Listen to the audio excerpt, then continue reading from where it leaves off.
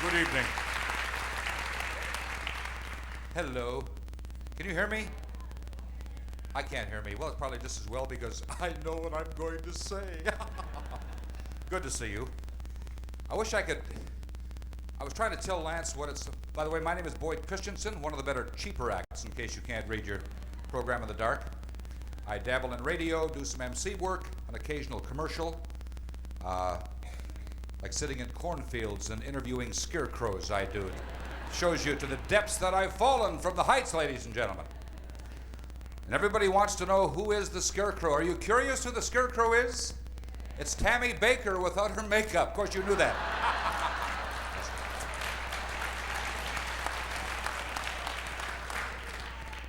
Boo hiss.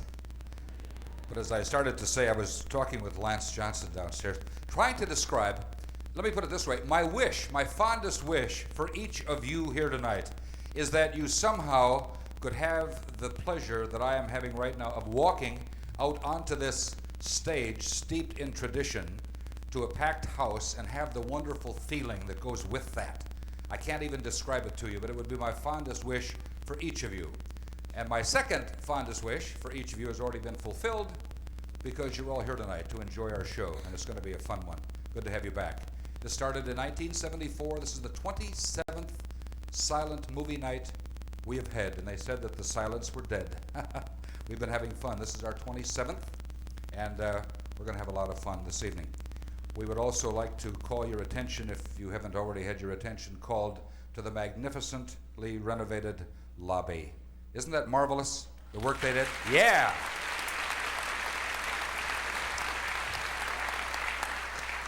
And our thanks go to the Earl C. Reinecke Foundation and the Reinecke family who made that possible. Earl has great ties to this theater in a sense. The founder of WDAY, and Hildegarde, whom you will meet later tonight, played here and also was a fixture on WDAY, Earl Station, for years, so lots of ties. The gentleman in the natty white, whom entertained you just a moment ago, is going to come back. Now, this magnificent complex takes someone to manage. And the man who manages is the man who is sitting at the keyboard of the mighty Wurlitzer right now. He kind of pulls everything together, and he has been living amid sawdust and plaster dust and what have you, very happily enjoying every moment of it because he now sees the finished product. But a welcome now, ladies and gentlemen, for the manager of the lovely Fargo Theatre, Dave Knudtson. David. Thank you, Boyd.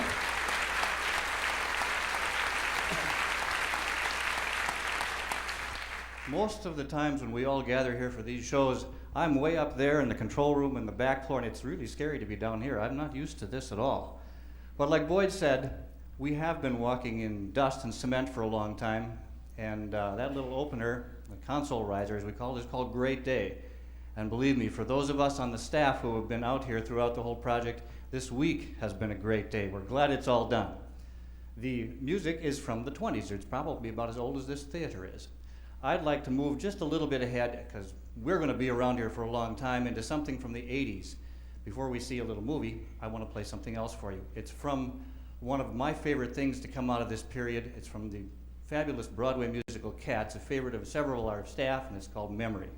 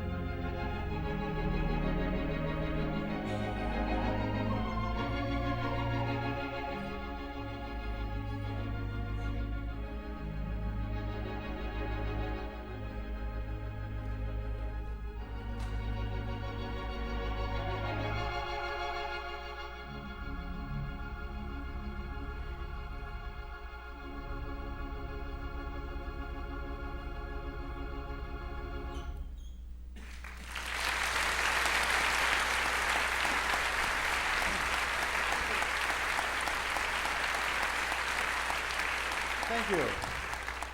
And now it's time to put something on the screen, to see a movie. We were digging around. We did a lot of digging around the last several months. And sometimes you find things in the vaults that are really kind of neat. Way back around the turn of the century, some ladies who went to the movies wore very large hats. And movie maker D.W. Griffith made a movie that would sort of remind them in a kind way that perhaps that wasn't such a good idea. And we'd like to give you a little look at that film right now.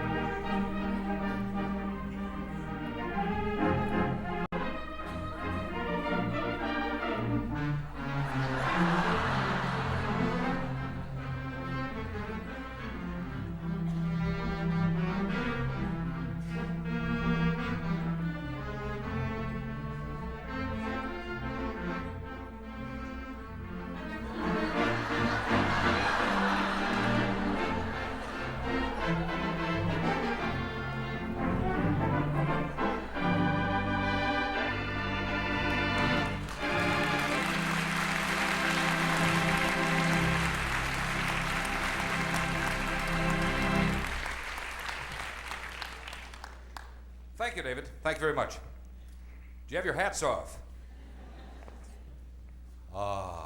Look at this. The history of this place. We're going to show you that history tonight. Many of you probably, if we were to ask, came to this theater as kids. In fact, we met one couple once who I believe first met in the balcony of this theater. They're probably seated up there somewhere tonight. Cut that out! But for those of you too young to remember what it was like in the silent days, the early days, Scott Reynolds, the promotions director for the Fargo Theatre, has put together a video which is having its world premiere right here in Fargo tonight. And we're going to show you that now so you can come to a greater appreciation of what this was and what it has become in the last number of years. Let's take a look at the history of the Fargo Theatre, ladies and gentlemen.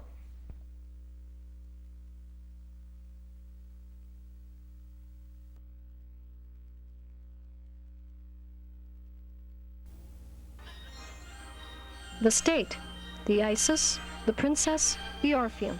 All these theaters were here before the Fargo Theatre opened its doors on March 15, 1926.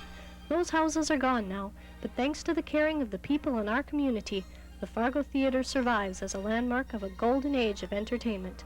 On opening day in 1926, all was excitement and grandeur as Finkelstein and Rubin, operators of the Midwest's largest theater chain at the time, arrived in Fargo to personally supervise the opening of one of their greatest accomplishments, the Fargo Theatre.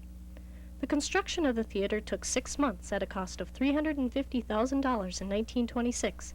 This new palace of amusement boasted 5,000 light bulbs, 1,300 seats covered in rich Spanish leather, and a new $25,000 mighty Wurlitzer theater pipe organ. Every element of construction was engineered so that any kind of attraction, From vaudeville singles, the mainstay of the Fargo Theatre in its early years, to extensive road shows, could be performed and viewed at the theatre in unparalleled class and style. Entertainment on opening day consisted of live acts and the Fargo's premiere film. Music was provided by organist Ramon Berry and a live pit orchestra directed by Norm Ostby. Stage acts ranged from King Tut, the champion old-time fiddler, to the highlight of the show, the Old King Cole Revue, with 15 singers, dancers, and comedians. The premiere film of the Fargo Theatre was The Man on the Box, starring Sid Chaplin, Charlie Chaplin's brother and former manager.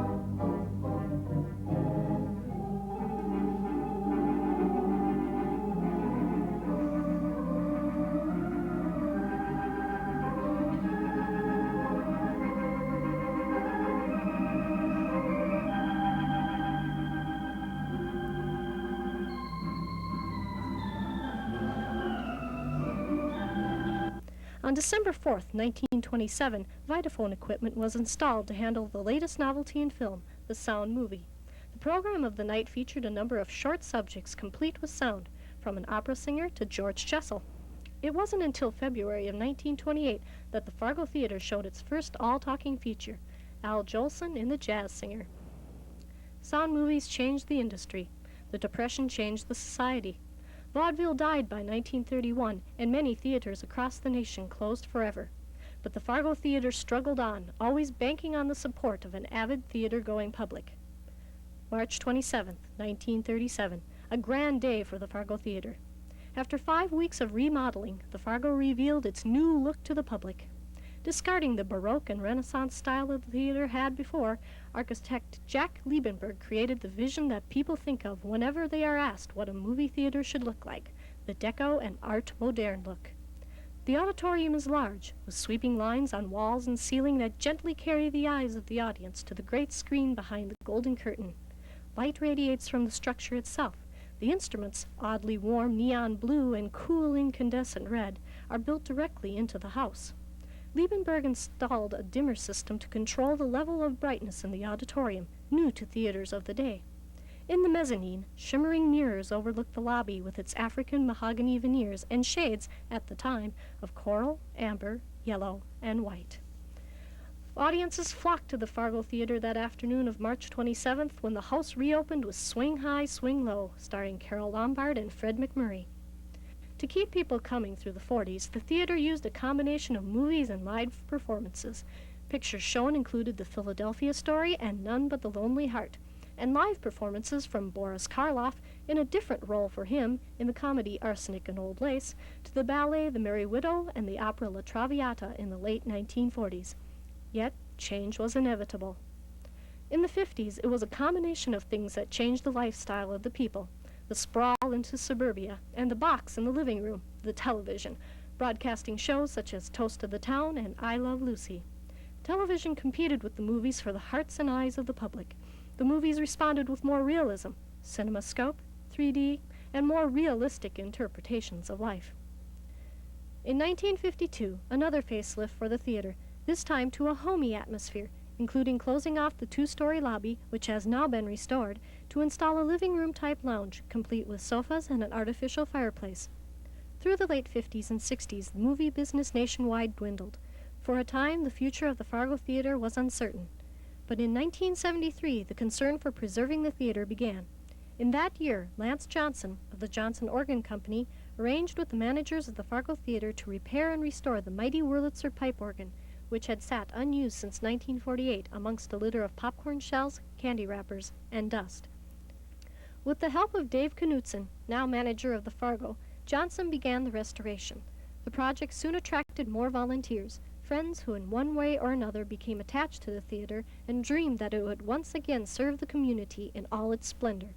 The Red River chapter of the American Theater Organ Society, ATOS, put in countless hours working up to the first silent movie night in 1974. Their goal was to show silent movies at the Fargo again, just as thousands had enjoyed them in the 1920s. That first night, 200 people were turned away from a packed house to see a Harold Lloyd comedy, organ solos, and an old-fashioned sing-along. It was a delightful evening, a success that has been repeated twice a year since. In 1976, the incomparable Hildegarde returned to the organ to work her magic on the mighty Wurlitzer. In 1978, the greatest silent screen actress ever, Lillian Gish, appeared at the Fargo Theatre to talk about her career and introduce one of her most successful features, Way Down East. Then in 1981, and again in April of 1986, Colleen Moore, voted the most popular actress of the late 1920s, came to the Fargo Theatre and thrilled audiences with her quick wit, casual poise, and her incredible stories of the movie-making of years ago. In the mid-1980s, the Cinema Entertainment Corporation donated the theater fixtures to the ATOS.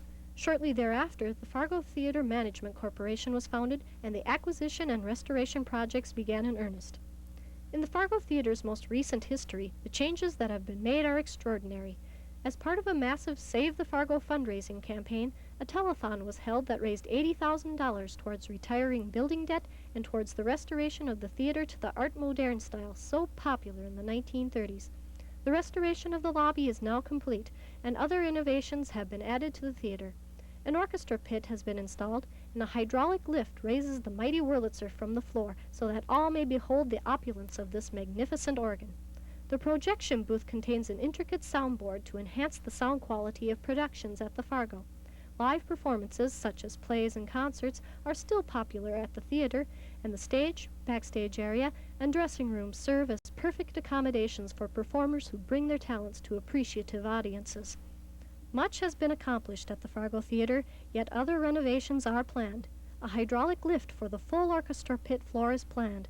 The organ grills are on the agenda for complete restoration, and re-rigging is planned for the fly loft. In the projection booth, state-of-the-art projection equipment and a theatrical lighting system run by computer will be installed. All these changes in appearance and technology to the theater, all made to combine the architecture and grandeur of the 30s with the technology of the 80s to better serve the public. A blend of two different time periods in one magnificent building, the Fargo Theatre.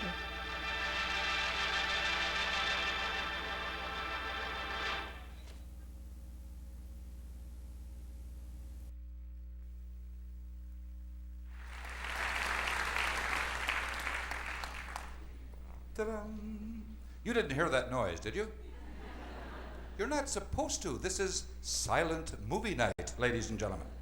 Well, that was the crystal off my watch. I hope it didn't disturb you. Sing-alongs are great fun. We're talking backstage. Probably sing-alongs started some time ago when the film broke and they decided to let everyone sing until they got the film fixed. We don't know if that's true or not. We're not going to break the film and find out. But I had, they say Sammy Davis once did a recording many, many years ago, and he said, singers have always wanted to be actors, and actors have always wanted to be singers. People who tell jokes and MC always dream of what it would be like to sing on stage. And I had that pleasure when I was back at college at the University of North Dakota doing something called Flickertail Follies. And I had some accompaniment in those days, but I thought of this driving to the theater tonight because the hunting season for deer opened today. Did it not in Minnesota, in North Dakota? And believe it or not, this is what a sing-along sounds like a cappella. I did this 30 years ago, but see if I can remember the words. It's kind of a way of warming you up. This is called the hunting song, made popular back in the 1950s by a rogue of a man at Harvard University who taught mathematics named Tom Lear. Do you remember him? Anybody? Okay. But he had a wonderful song, and it went something like this, and I say something because this is not exact, but it was called the hunting song. It went, I always will remember, 'twas a year ago November, I went out to stalk my prey. What a haul I made that day. I tied them to my running board and drove them home somehow. 2 game wardens, 7 hunters, and a cow. Did you ever hear that? Yeah. People ask me how I do it, and I say there's nothing to it. You just stand there looking cute, and when something moves, you shoot. And there's 10 stuffed heads in my trophy room right now. 2 game wardens, 7 hunters, and a cow. Well, the law was very firm. It took away my permit, the worst punishment I ever endured. It turns out there was a reason. Cows were out of season. And one of the hunters wasn't insured. But there's 10 stuffed heads in my trophy room right now. 2 Game Wardens, 7 hunters, and a purebred Guernsey cow. Ta-da! Yeah. Well, anyway, I did that just to show you how easy it is to sing along. And I did it a cappella, but you were going to have music by Lance Johnson. So join us now. Let's have some fun and sing along, everybody. Here we go.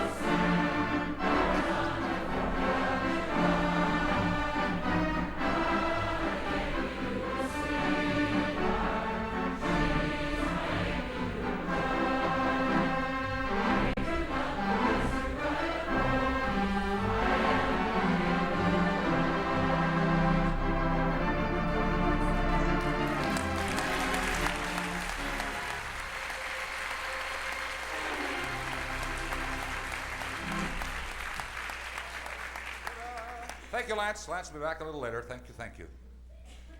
If I gave my heart to you, then I'd have none and you'd have two. Isn't that a lovely song? Oh, I just love it up here. I just love it. Good, this is fun. As I was driving to the theater, and I said it earlier, didn't I? I think, gee, this guy doesn't do any preparation ahead of time, does he? But I'm always inspired when I drive to this theater.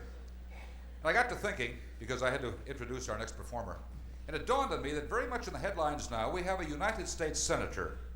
And many people think he should retire because he's in his 80s.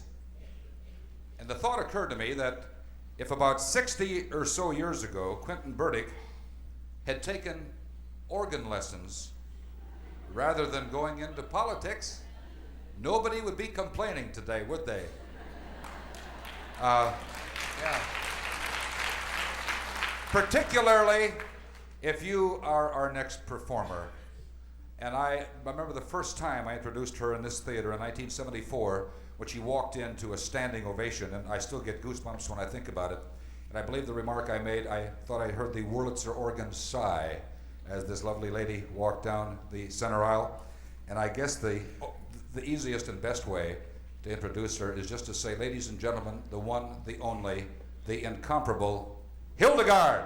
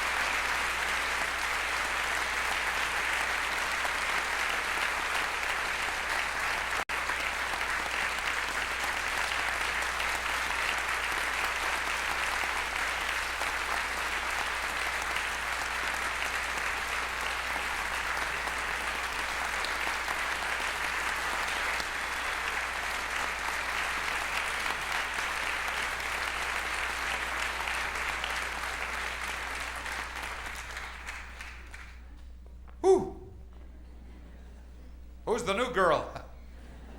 You were great. See you. Isn't that amazing? Oh my goodness. I was here this afternoon for a rehearsal and she came down those long stairs. She looks wonderful in red tennies. You should see her. Making her way and sliding in. And if you've never sat at that console, the first step in is rather a large one. It's like this. Obviously did not have the girdle on today. I get immediately because she got right in there, sat right down, and played like she built the machine. She's going to kill me for saying that, but I won't tell her if you won't. Okay, it's intermission time. Before you, I'm getting hungry. Before you go, I want to take this moment to thank the Horseless Carriage Club for displaying their lovely automobiles out front tonight. And of course, I want to thank you for being here. You go out and enjoy now. We figure if you all buy at least $100 worth of popcorn, we can pay for the lights tonight, okay? The new lights that went in. So go give it your best shot. We'll be back in a few minutes with Charlie Chaplin and the circus. Are you having fun? It's marvelous. Okay, we'll see you in about 10 minutes.